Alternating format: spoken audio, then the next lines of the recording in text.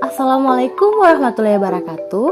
Halo teman-teman, kami dari kelompok 3 kelas G semester 4. Di sini kami akan mempresentasikan tentang hukum adat. Nah, sebelum itu, saya akan menjelaskan anggota kelompok dan jurusan kami. Kami dari jurusan Ilmu Hukum, Fakultas Hukum, Universitas Negeri Gorontalo. Nah, di sini ada 3 orang anggota kelompok. Yang pertama ada Miftahul Jana Usman, yang kedua ada Fauzia Mirfat, dan yang ketiga ada Putri Ismail. Di sini kami akan membahas tentang pengertian masyarakat hukum adat menurut teori, ada juga pengertian hukum adat menurut perundang-undangan, kemudian yang terakhir ada perkembangan masyarakat hukum adat secara sosiologis. Nah, untuk itu simak materi selanjutnya ya. Dadah! Buat teman-teman yang ingin tahu, apa sih pengertian masyarakat hukum adat menurut teori? Jadi, hukum adat adalah istilah resmi yang tercantum dalam berbagai peraturan perundang-undangan seperti dalam Undang-Undang Nomor 5 Tahun 1960. Nah, di situ ada tentang Peraturan Dasar Pokok Agraria yang disebut dengan UU-PA. Nah, ada juga Undang-Undang Nomor 41 Tahun 1999 tentang kehutanan. Ada juga undang-undang kehutanan lainnya dan Undang-Undang Nomor 39 Tahun 2014 tentang perkebunan dan peraturan perundang-undangan lain sebagai padanan dari Rehmatik Spat atau sedikit literatur yang menyebutnya adat Rehmatik Skat. Nah, istilah masyarakat hukum adat dilahirkan dan digunakan oleh pakar hukum adat yang lebih banyak difungsikan untuk keperluan teoritis akademis. Sedangkan itu, istilah masyarakat hukum adat adalah istilah yang lazim yang diungkapkan dalam bahasa sehari-hari oleh kalangan non-hukum yang mengacu pada sejumlah kesepakatan dikenal dan disebarluaskan dan telah disebutkan dalam sejumlah kesepakatan nasional seperti Convention of International Labour Organization, Deklarasi Cari Ocha tentang hak-hak masyarakat hukum adat 1992. Jadi, untuk merumuskan pengertian masyarakat hukum adat menurut teori, kami mengambil satu pendapat dari para ahli, yaitu menurut Haijirin.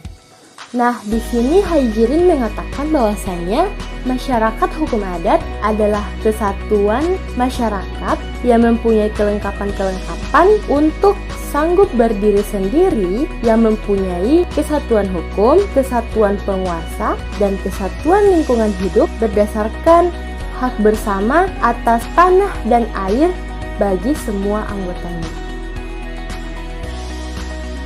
Selain itu, ada 25 para tokoh masyarakat adat yang tergabung dalam AMAN. Di sini mereka merumuskan bahwasanya masyarakat hukum adat adalah sebagian sekelompok orang yang terikat oleh tatanan hukum adatnya sebagai warga bersama atau persekutuan hukum karena kesamaan tempat tinggal ataupun atas dasar keturunan.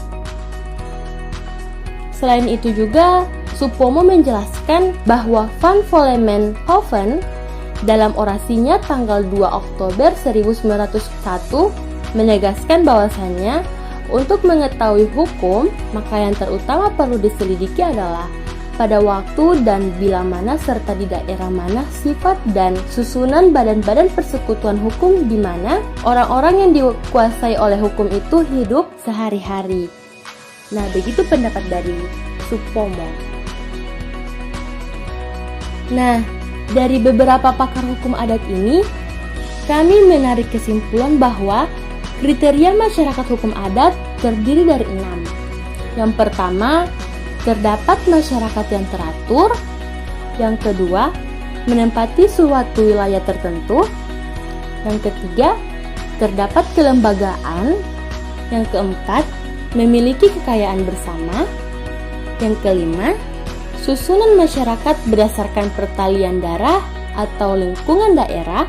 Dan yang keenam, hidup secara komunal dan gotong royong. Nah, untuk memperkuat argumen, di sini juga kami dapat dalam buku The Common Tract in the Indonesian Rechtsleven, yakni buku yang dikarang oleh F.D. Holeman.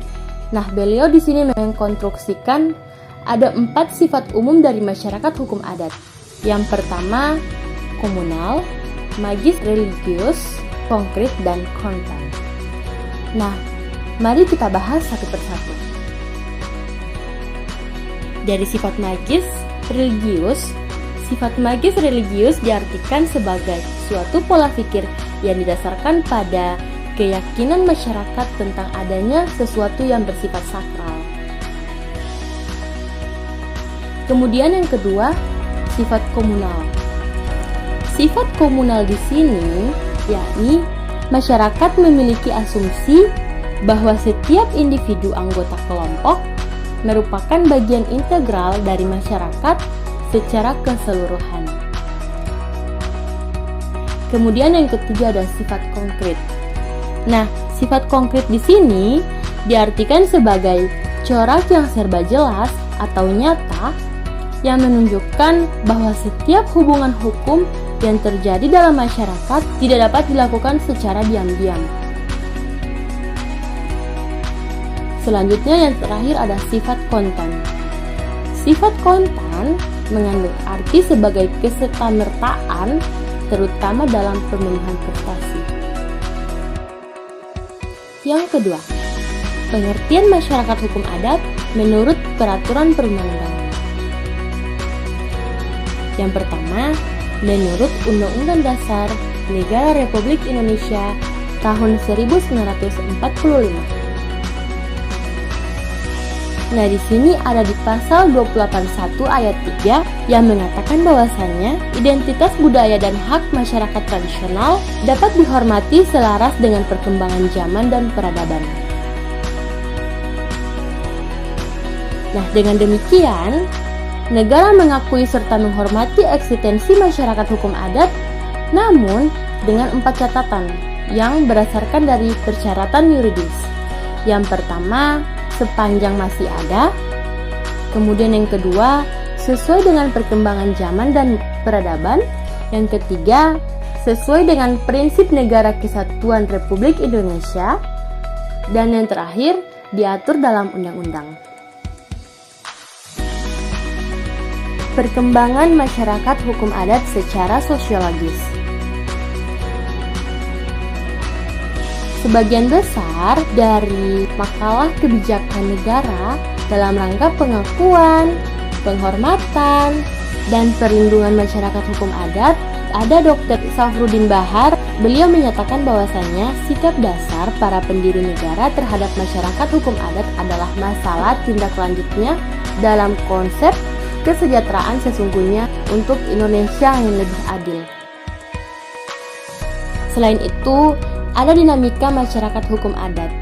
Yang pertama, pengakuan hak tradisional dan eksistensi masyarakat hukum adat. Kemudian yang kedua, perkembangan pengakuan masyarakat hukum adat. Yang ketiga, hak tradisional masyarakat hukum adat. Yang keempat, pengelolaan wilayah pesisir. Dan yang terakhir, perlindungan dan pengelolaan lingkungan hidup. Dalam mekanisme pengakuan masyarakat hukum adat sudah jelas teratur dalam Undang-Undang Dasar pasal 281 ayat 3 dan juga ada beberapa undang-undang yang mengaturnya. Contohnya seperti pasal 1 angka 6 Undang-Undang Kehutanan yang mengatakan bahwasannya sepanjang kata negara yang selengkapnya berbunyi hutan adalah hutan negara yang berada dalam wilayah masyarakat hukum adat.